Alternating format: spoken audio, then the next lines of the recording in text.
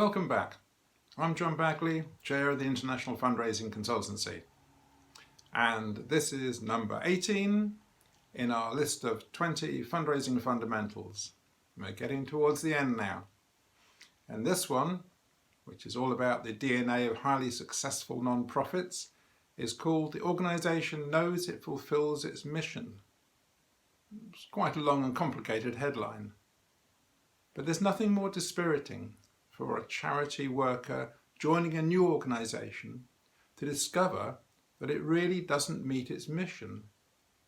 I've worked in quite large organisations that really their mission was something tucked away that they didn't get out and look at and measure and respect and strive towards. It was just something there in the ether, and what they did from day to day was something a little different. They took part in various activities and they measured those, but they didn't check if those activities actually worked towards completing the mission, worked towards the real purpose of the organisation. Yes, they may have helped certain beneficiaries, but the whole thing wasn't joined up. And sometimes this was because years ago the organisation had divided into people who really wanted to do one thing and some other people really wanted to do something else, and they'd been allowed to go their separate ways, sometimes more than two ways. And this didn't contribute to actually getting the mission accomplished, or at least making inroads into that mission, beginning to fulfill the mission.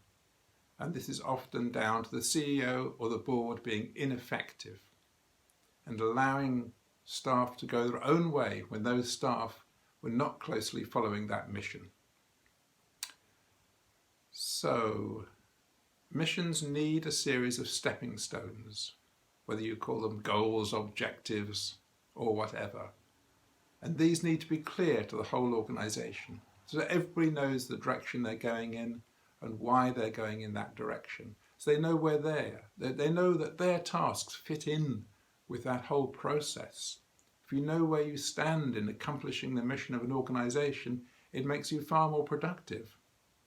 And once staff are on board with that mission and working towards it, you can see a transformation happening. I've watched this when a great CEO has joined an organisation I was part of and began to pull the staff together and to pull the staff forward to accompany the mission, to accomplish the mission.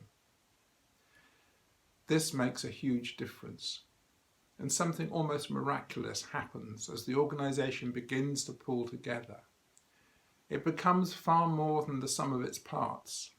It is not just this set of individuals all working away at their disparate tasks. As part of the organisation begins to succeed, other parts begin to succeed. The whole thing begins to grow together. And this makes for a successful organisation. It makes for an organisation that knows it fulfills its mission. And that makes for an organisation which is great to work for, a really good employer. So, that was a brief look at organisations and missions, but I think a vital look.